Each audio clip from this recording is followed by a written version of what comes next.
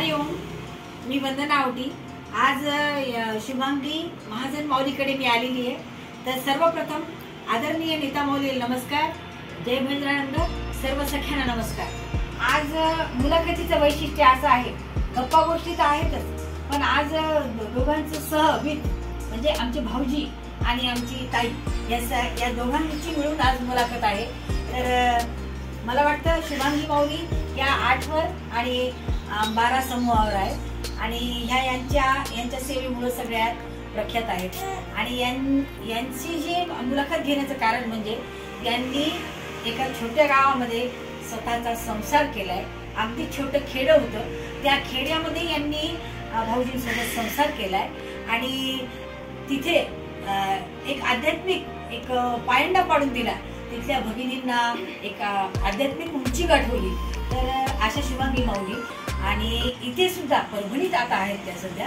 त्या परभणीत आल्यावर सुद्धा त्यांचं कार्य या पूर्ण आमच्या एरियामध्ये, इथल्या एरियामध्ये खूप असं उच्च पद्धतीचं आहे आध्यात्मिक। आणि त्यातमध्ये त्या माऊलींना ज्यांना म्हणजे भजनाला येऊ शकत नाही किंवा डिप्रेशनमध्ये गेलेल्या ज्या माऊली आहेत त्यांच्यासाठी त्या खूप असं मोलाचं कार्य करतात। तर अशा या कार्य करणाऱ्या माऊलींचं मी पुष्पगुच्छ देऊन स्वागत करते आणि भाऊजींचं सुद्धा स्वागत करते। तर दोघांनी हात लावा। चला, जय भजनानंद, जय नीता माऊली। तर असं नीता माऊलीमुळे हा आम्हाला व्यासपीठ मिळालेला आहे आणि त्याचा आम्ही आता थोडंसं म्हणजे गप्पागोष्टीच्या रूपात एकमेकाला बोलतो करत आहोत। तर सुरुवातीला मी माऊलींना नमस्कार करते, भाऊजींना नमस्कार करते।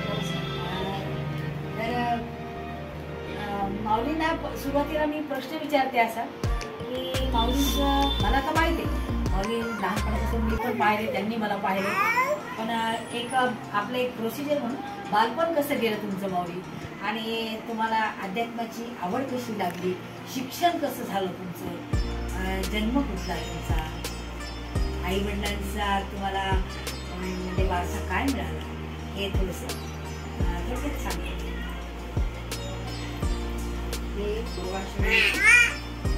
पुष्पा इसबराव माझ्या वडील मुख्याध्यापक होते जिल्हा परिषद नर्सी आणि बहुतेक सगळं बालपण माझं नर्सीला गेलं, नर्सी आणि माझ्या वडिलांना अध्यात्माची खूप आवड होती।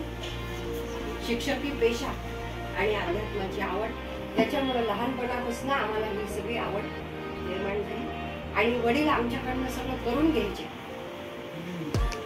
गोकुळाष्टमी असेल त्या दिवशी आम्हाला श्रीकृष्णाची गोष्ट सांगायची, रात्री रामनवमीच्या दिवशी रामाची गोष्ट सांगायची आणि आम्हाला हे सगळं करायला लावायचे। त्या प्रत्येक प्रसंगाची गोडी निर्माण करायची आमच्या मनामध्ये, म्हणून ही आम्हाला लहानपणापासून सगळी आवड निर्माण झाली। आणि बालपण माझं खूप छान सुखात गेलं आणि 4 भावंड, मी मोठी आणि माझ्यापेक्षा 3 लहान भाऊ आहेत आणि वडील मुख्याध्यापक होते। घरात आजी होती, आजी होती आणि आजीनं आमच्यावरती फार सुंदर संस्कार केले। जसं आता आपण नागपंचमीला नाग काढतो गंधाचे भिंतीवरती, पूर्वी आपण भिंतीवर काढायचो, तर ते नाग आजी म्हणायचे ते तूच काढले पाहिजे, बरोबर।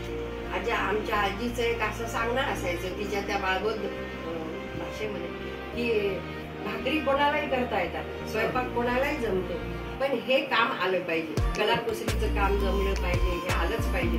त्याच्यामुळं रथसप्तमीचा नारायण, त्याच्यानंतर तुमची हरितालिकेचा महादेव करणं, रोजचे हार करणं, गणपतीची परत तुमची चैत्रगौरीची आरास करणं, गणपतीची सजावट करणं, हे सगळं माझी आजी मला करायला लावायची आणि माझ्या मनामध्ये अशी गोडी निर्माण केली आणि ते मी करत गेले। सुरुवातीला मला कंटाळा यायचा, पण मग मला खूप आवड निर्माण बाळकडून मिळाली।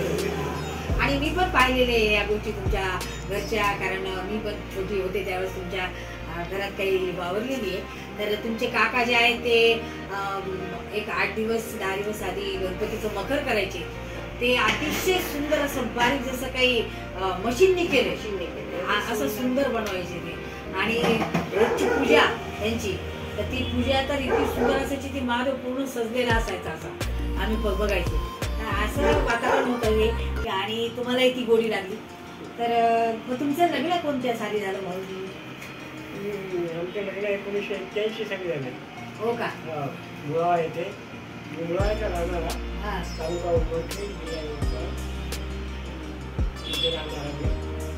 आणि तिथे माझी शेतीवाडी दर्गा वगैरे तिथे जंगल तिथे कार्यक्षेत्र सगळं जुने वाडे आहेत. जुने वाडे आहेत. आणि तिथेच मुळा मुकामी माझ्याच घरी लग्न झालं. अरे आम्ही घरावर घेतलं हा. ह्याच्या वडिलांचं नाव घेतलं तिथे आणि तिथेच माझ्या आईची माझ्या घरी वा, वा, वा. मी पाहिले नाही तुमचं घर पण, कारण आमच्या भजनानंदची ट्रिप गेली होती त्यावेळेस माऊलीने मुळावर दाखवला आम्हाला. तर ते तुमचे जुने घर पण आम्ही पाहिले. तर छानच आहे. तुम्ही तिथे घरही बांधतायत आता आणि तुमची शेती पण खूप छान आहे. तर मग लग्न झाल्यानंतर तिथे एक तर खेडेगाव होतं आणि त्या खेडेगावामध्ये मग तुम्ही कसं ऍडजस्ट केलं? कारण हिंगोली तर शहर होतं. माहेरी तुमच्या शहरात होत्या तुम्ही, पण सासरी एकदम खेड्यात गेला. तर तिथं कसं समजून घेतो तुम्ही? आता त्यावेळेला 1981 साली मुळावा गाव म्हणजे अगदी छोटंसं खेडं होतं. चहाची कब्बशी आणायची किंवा आपला झाडू खराब झालाय झाडू आणायचं म्हणलं तरी आम्हाला उमरखेडशिवाय मार्केट नव्हतं. पण आपल्या मनावरती लहानपणापासून जे बिंबवलं होतं, जे संस्कार होते सगळे, की जसं आहे तशात ऍडजस्ट करणं.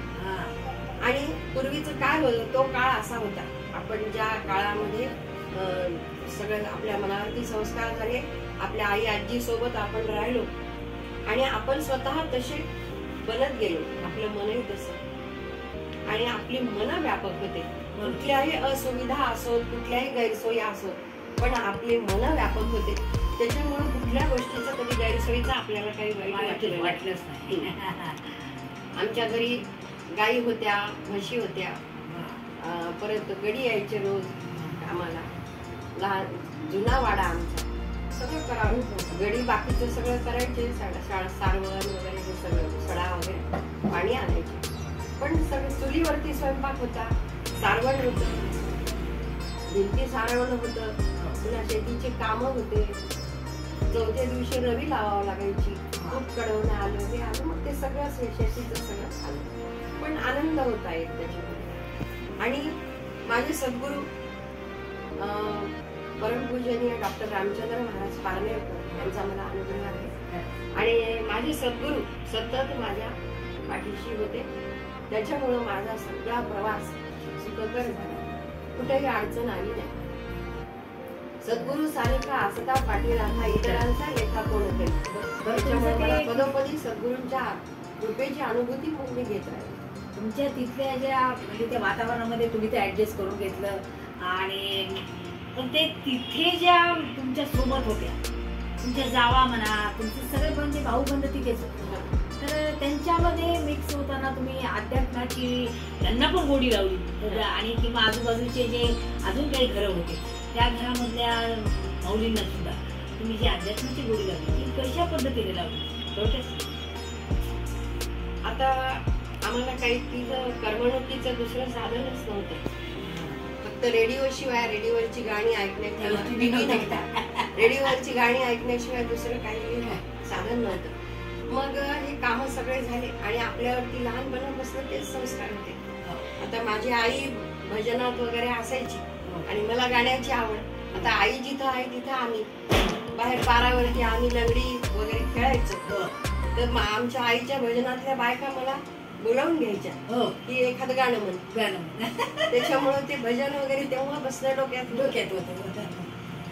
मग तिथं आमच्या मुळावा या गावी माझ्या सगळ्या समवयस्क ज्या मैत्रिणी होत्या त्यांना सुद्धा हळूहळू माझ्यासोबत राहून या सगळ्या गोष्टींची गोडी लागली. आणि माझे वडील त्यावेळेस माझ्या मनात एक मला सांगायचे. तेव्हा कोण नव्हते, पण पत्र पाठवून माझे वडील मला या सगळ्या गोष्टी सांगायचे की ताई असं कर, तुझ्या घरी दुखतंय, तू विचार करू नको या गोष्टीचा. सगळ्या बायकांना बोलव, तुला गीता आहे ते गीता शिकव, दासबोधाचे पारायण सुरू कर आणि सगळ्यांना चहा पाणी करत जा, हे सुद्धा सांगायचे. आणि मग हळूहळू माझ्याकडनं परमेश्वरानं करून घेतलं. मी काहीही केलं नाही, त्यानं करून घेतलं. परमेश्वर आपल्या कार्यासाठी कोणाला तरी माध्यम करतो आणि त्याच्या मार्फत हे आपलं कार्य करून घेतो. तसं दासबोधाचे सुरुवातीला आम्ही पारायण सुरू केले. माझी एक छोटी चुलत जाऊ होती विद्या म्हणून, ती आणि मी तिच्या सहकार्यानं मी हे उभं केलं. मग आमच्या गावामध्ये दासबोध नव्हते. ज्यांच्याकडे आहे ते आम्ही अशी माहिती काढून त्यांच्या घरातले माळ्यावरचे दासबोध काढून आणले, काही उमरखेडवरून आणले आणि सुरुवातीला आमचे पारायण बसले. आणि मग छोटासा भंडारा. आता नंतर ते एवढं व्यापक झालं की आम्हाला मंदिरात जागा पुरत नव्हती. आमचा भंडाराही खूप मोठा झाला. मग त्याच पद्धतीमध्ये त्यांना घरी बोलावून मी गीता शिकवली सगळ्यांना. मग सगळ्यांना गीतेच्या परीक्षेला बसवलं. पण आमच्या खेड्यात राहणाऱ्या मैत्रिणी माझ्या, त्यांना पोस्टाचे व्यवहार माहिती नव्हते. ते पोस्टाचे व्यवहार सुद्धा मला करावं लागायचे. पण सतत माझ्या वडिलांचं मला पत्रातून मार्गदर्शन असायचं की तू कंटाळू नकोस, हे काम तू करत जाय आणि मी केलं कधीही म्हणू नकोस. ते नेहमी सांगायचे की मी करायला लागले असं कधीही तुझ्याकडनं येऊ नये, देव माझ्याकडनं करून घ्या. आता आम्हाला पण तुम्ही दाखवले त्यावेळेस की त्यांनी त्या तिथल्या महिलांनी स्वतः हस्तलिखित दासबोध केलेले, अतिशय सुंदर केले. हे आमच्या डोळ्यांनी पाहिलं आम्ही त्यावेळेस तुम्ही दाखवलं आम्हाला. मग त्यांना ती हळूहळू गोडी लागली सगळ्यांना. नंतर ज्ञानेश्वरीच्या परीक्षेला बसवलं मी. दर रविवारी त्यांना मी समोर बसवायची आणि ती प्रश्नपत्रिका वगैरे काढून मग ते उत्तर सुद्धा मलाच हे करायला लागायचे. आणि मग ते त्यांना गोडी लागली. अशा तऱ्हेने त्यांच्या परीक्षा. मला काय वाटतं की तुम्ही इकडे येऊन बरेच वर्ष झाले, परभणीला येऊन, तरी पण त्या तिकडे अजून सुरूच आहे. ते अजून सुरूच आहे. म्हणजे ते तुमचं जे लावलेलं तुम्ही जे आहे रोपट, त्याचा ते फार मोठा असा विशाल वटवृक्ष झाला आहे. तर ते तुमचं काम करण्याचं होतं ते तुम्ही करून आलात आणि ते भरलंय आता. इकडे आल्यानंतरही तुम्ही भजनाच्या खूप अशा म्हणजे फेमसच आहात इकडच्या भागातही. तर इकडच्या माऊलींना तुम्ही म्हणजे मला असं कळालं की काही काही डिप्रेशन मध्ये गेलेल्या अशा होत्या, तर त्यांना पण तुम्ही भजनामध्ये आणल्यामुळे खूप आनंद झाला. आता माझं एक रखुमाई भजनी मंडळ म्हणून माझं मंडळ आहे आणि 15 ते 20 जणी त्याच्यामध्ये घेतल्या आणि सगळ्या तरुण मुली आहेत. ह्या तरुण मुली काही अशा ज्यांच्या घरी सासू आहेत, सासरे आहेत, अगदी हुशार आहेत, चुणचुणीत आहेत, पण यांचं व्यक्तिमत्व थोडस दबून राहिलं. त्यांना व्यक्त होता आलं नाही, घरी बाहेर जाता आलं नाही, व्यासपीठ मिळालं नाही आणि त्या घरातच राहिल्या तिच्या. पण आता भजनाच्या निमित्तानं त्या बाहेर निघाल्या. तर इतक्या सुंदर करतात त्या सगळं. मी जे सांगाल, आपण जे सांगू सगळ्यांनी केलं ते त्या करतात आवडीने सगळ्यांनी. एक जण डिप्रेशन मध्ये गेली होती कोरोनाच्या काळामध्ये आणि ती आजारी पडली. ती कोणाशी बोलायची नाही, काही नाही, फक्त स्वयंपाक करून मोकळी व्हायची. आता तिला माझ्या भजनामध्ये हल्ली आता वर्ष होते, पण ती एवढी छान मोकळी झाली. आणि भरभरून तिचं मला रिप्लाय असतो हेच की ताई तुमच्यामुळं मी निर्वेळ आनंद विचारायला लागले जीवनाचा. आणि तिच्या मिस्टरांनी परवा मला, ते माझे भाऊ लागतात ना, त्यांनी मला एक रिप्लाय दिला, ताई तुझे माझ्या छान उपकार आणि माझी बायको इतकी मोकळी झाली, सगळा आजार पडायला झाले, सकाळी 4ला उठते, सगळे कामं करते आणि भजनाला येते. आणि मी पाहिले तुमचे आताचे व्हिडिओ जे तुम्ही शेअर केले होते त्यामध्ये अतिशय उत्साही महिला आहेत पूर्ण आणि त्या उत्साहाने सगळं कार्य करतायत. म्हणजे भजनापासून खाण्यापर्यंत अगदी ओसंडून वाहते उत्साह. असं सुंदर तुम्ही इथे पण विश्व निर्माण केलेलं आहे. म्हणजे जिथे जातो तिथे तू माझा सांगा तू, इथे पण तुम्हाला सद्गुरूची कृपा भेटली. तर आता तुमच्या नातीला बोलवते मी. नात फार हुशार आहे तुमची. काय वैदेवी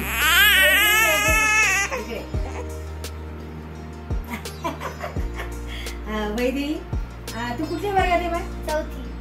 आता 5वीत गेली. आता सुट्ट्या लागल्यात तुला. मग आता आजीसोबत भजन पण करते तू. छान छान भजनामध्ये भारुडं पाहिलेत आम्ही तुझे. अतिशय सुंदर भारुडं करते. तर एखादा आम्हाला गाणं म्हणून दाखव, झलक थोडीशी. हिंदी गाणं दाखव. लव यू जिंदगी, लव यू जिंदगी, आने दो दिल से चले जाने दो, कह दो मुस्कुराहट को हाय हाय हाय हाय। जाने दो दिल से चले जाने दो, कह दो घबराहट को bye bye bye bye bye bye. वा वा वा वा बसा बसा माऊली. माऊली तुम्हाला आता या भजनानंदामध्ये तुम्ही आलात, त्याचं खूप मस्त व्यासपीठ मिळाले. तसे तुम्ही आधीपासूनच आहे सगळ्या ह्याच्यामध्ये ऍक्टिव्ह, पण आता या भजनानंदाने तुम्हाला काय आनंद दिला? आणि मला भजनानंदाने खूप आनंद दिला. आणि भजनानंदामध्ये मला आपणच वंदना माऊली घेतलं, ह्याच्यामध्ये माझ्यावरती खरोखर खूप उपकार आहेत. आणि आमच्या नीता माऊलीनं हा भजनानंद कोरोना काळामध्ये सुरू केला. आणि नीता माऊली म्हणलं की मला एक गाणंच फक्त आठवतं. हो हो. जय गंगे भागीरथी हर गंगे भागीरथी अमृत मधुरा शांतिमती. जय गंगे भागीरथी हर गंगे भागीरथी. अत्यंत पावन पवित्र स्वच्छ निर्मळ निर्मळ असं आमच्या नीता माऊलीचं व्यक्तिमत्व. आणि आमच्या नीता माऊलीने हा अगदी आम्हाला हा इतका सुंदर निर्मळ आनंद दिला. त्यांच्यामुळे हे व्यासपीठ निर्माण झाले.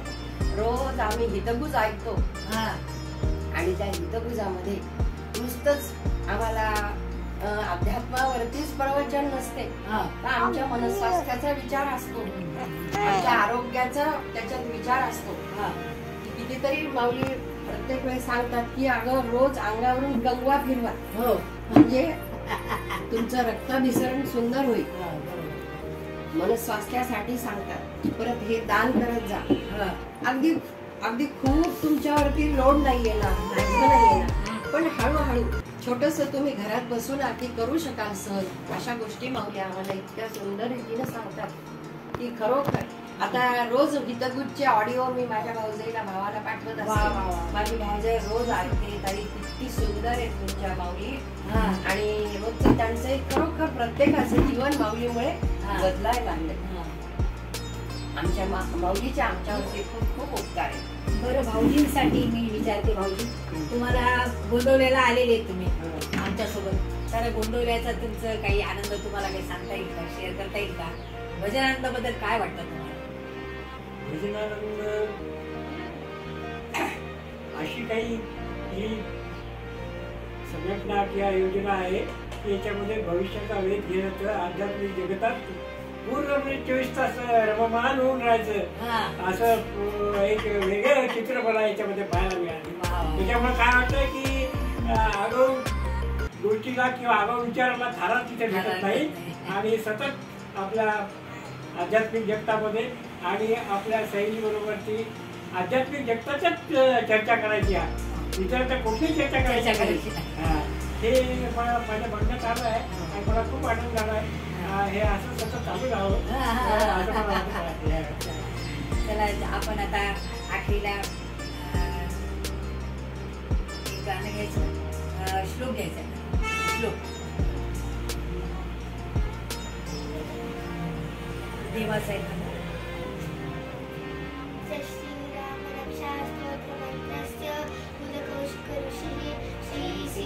रामचंद्रो देवरा अनुशब्दः सीता शक्ति श्रीमद् हनुमान कीलकं श्रीरामचंद्र प्रीत्यर्थे जपे विनियोगः अथ ध्यानं दाये गजानुगं कृतशरदनुष्यं पद्मासनस्थं पीतं वासोवसानं नवकमलदलस्पर्धिनेत्रं प्रसन्नं सियावर रामचंद्र की जय, पवन सुत हनुमान की जय. तर असा संस्कारक्षम आपल्याला कुटुंबाची आज ओळख झालेली आहे आणि असं आध्यात्मिक कुटुंब आपल्या नीता माऊलीच्या म्हणजे नीता माऊलीमुळे आपल्याला पाहायला भेटले. तर जय भजनानंद, भारत माता की जय, वंदे मातरम, वंदे मातरम.